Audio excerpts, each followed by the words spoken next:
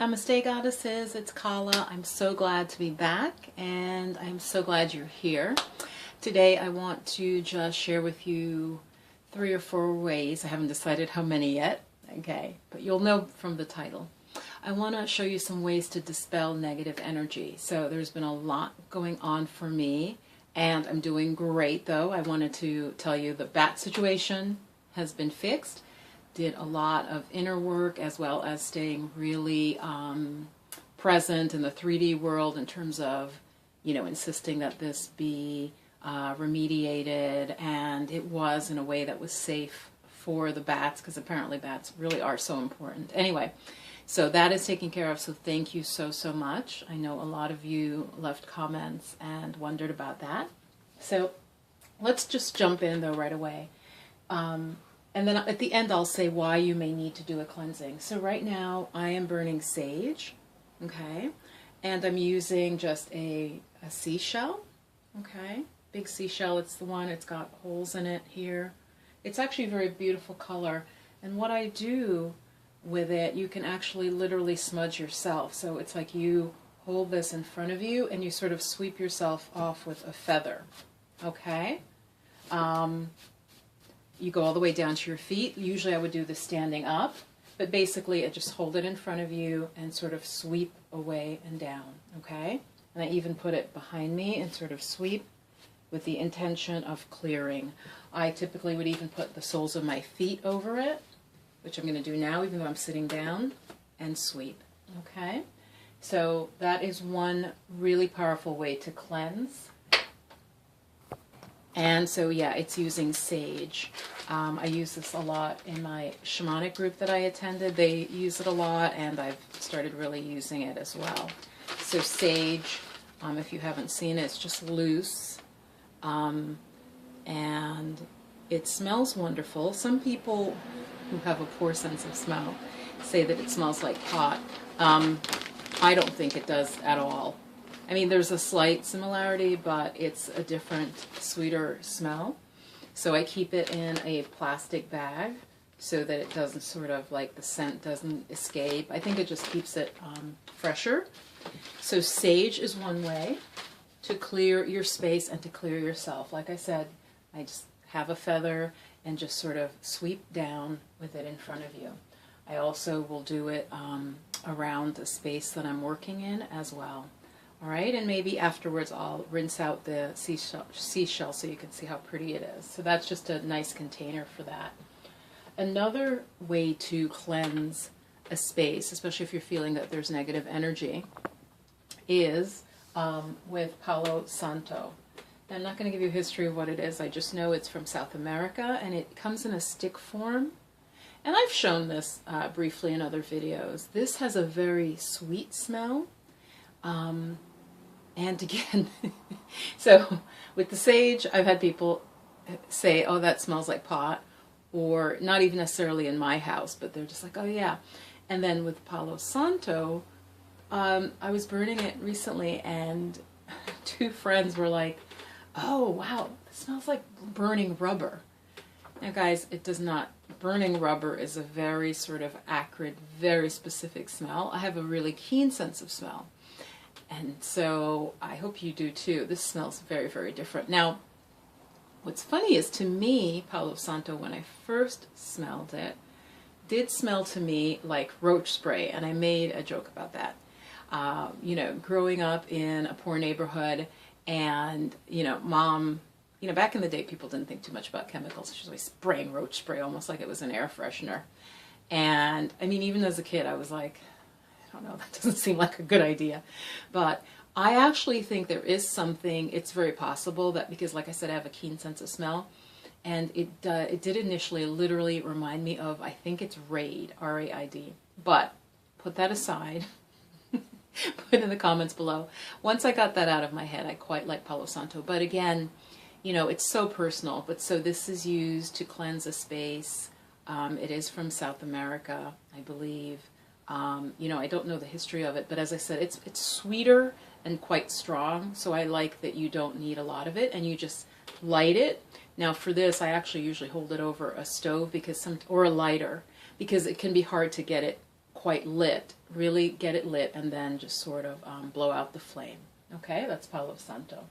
And it's quite inexpensive. I haven't looked into any environmental issues with it, but you may want to if you are very concerned about that type of thing. All right, my health food store sells it, so I think if there were, and it's a very small localized co-op, and I think if there were some really strong issues with it, they would probably pull it and wouldn't carry it. So Palo Santo is the second way to clear your space when you feel that there's negative energy.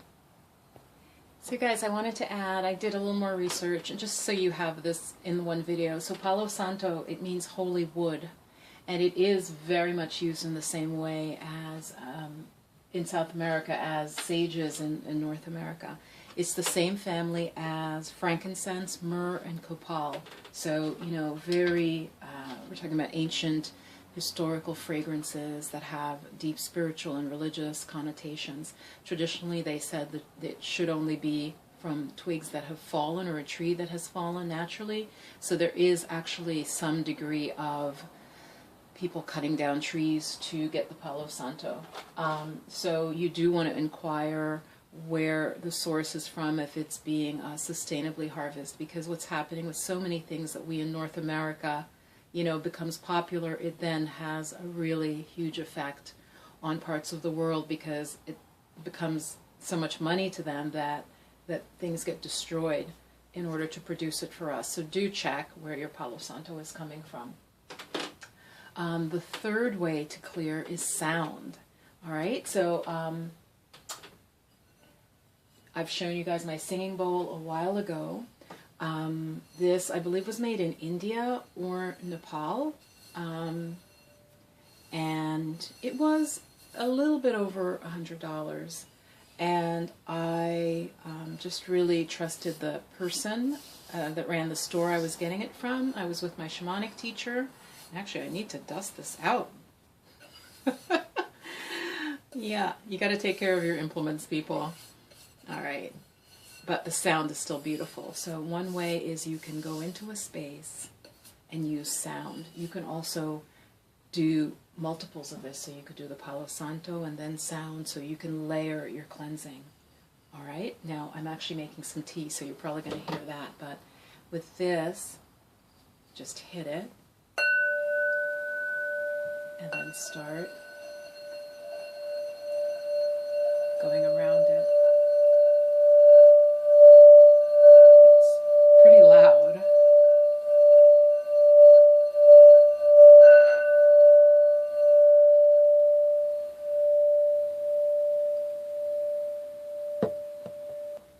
Okay, so had to itch my nose. All the dust in my bowl. So I think when you're doing sound, what's best is, it's good if you're pretty strong internally and then picture the sound going as waves and cleansing the space. So I feel like that's a more advanced method, but anyone can do it. So sound, like a singing bowl. I'll show you one other item that I have, another little bowl. Okay, so this is a also very dusty bowl that is Tibetan. And I think it's like a 5 metal bowl or something, and it has like a dragon in it. This I've had for a long, long time.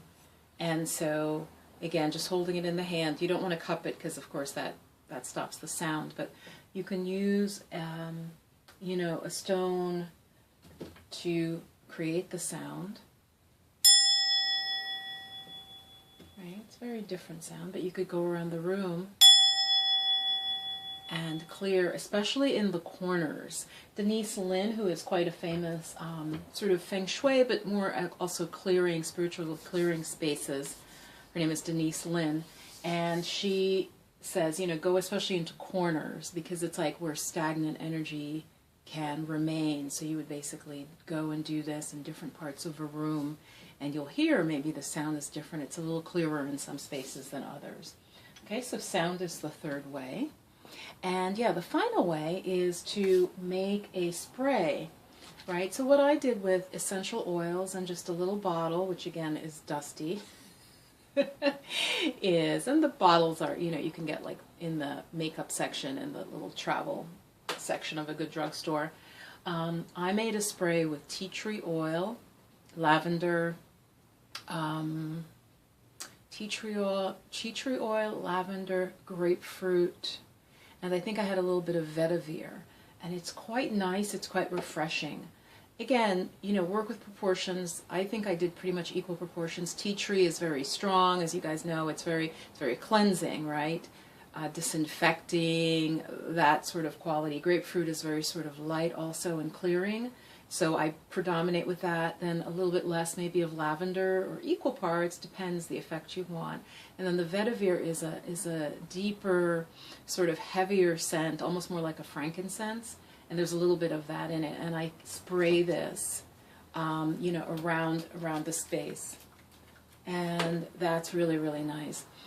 And really, you know, if you say you live in a place, you guys, one of my shamanic sisters, I think she lived in a place where she wasn't allowed to burn incense.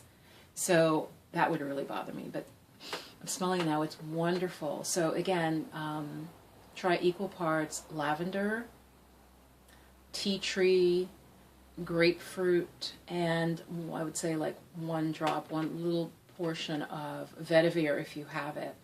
And then experiment. So like I said, it's a very light, really, really refreshing smell. I wish you could smell it.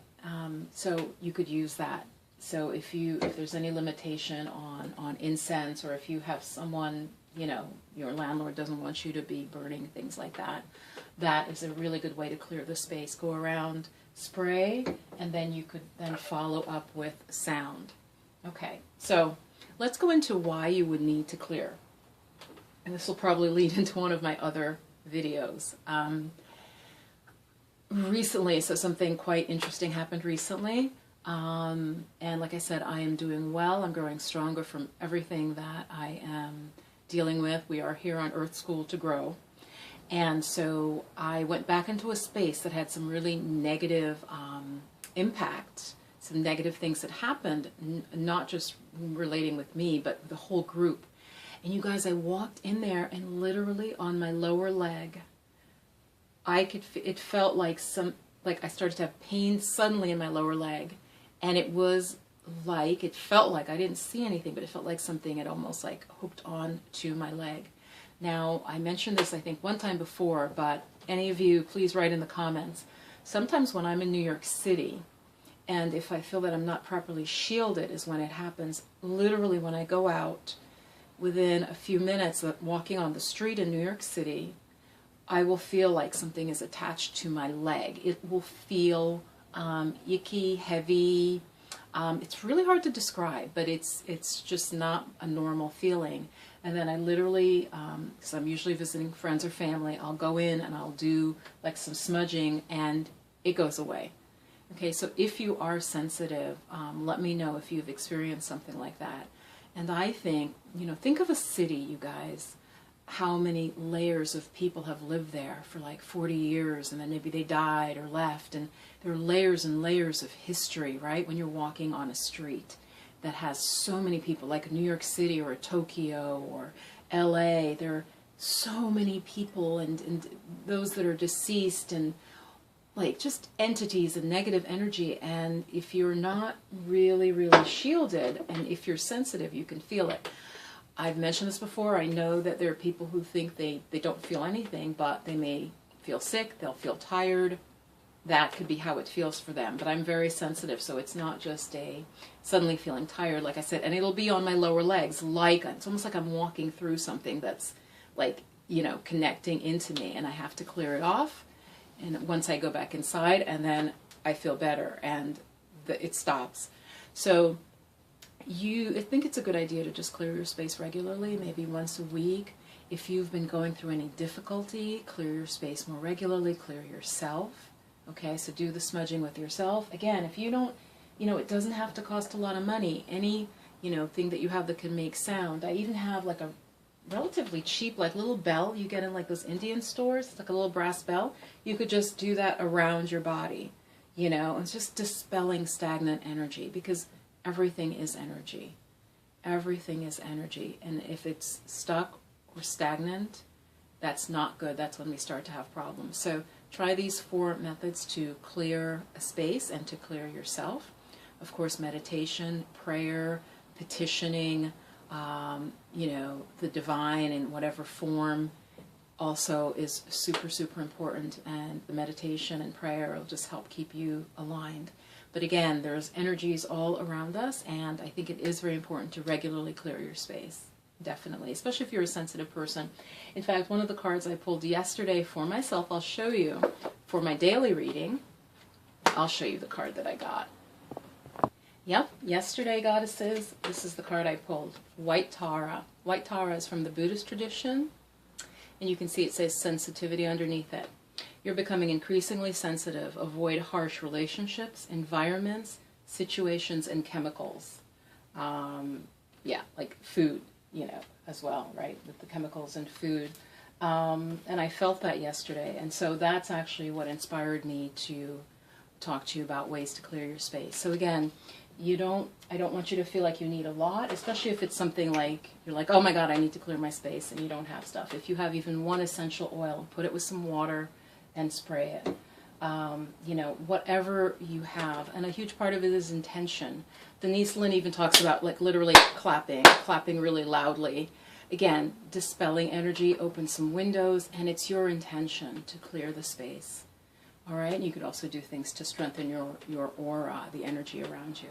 So hope this helps. Again, think about it, especially also if you come into your home and you know you feel tired, or your home is a little messy and you're cleaning it, then you do want to also do an energetic clearing as well, okay? Really, really important also to clear yourself, especially if you live in a city or in an area or interacting with those with negative energy. Say you work in a hospital, where, you know, there are a lot of people coming in with different illnesses that they've come down with, and so even energetically they're vulnerable. So in that case, you want to do clearing for yourself.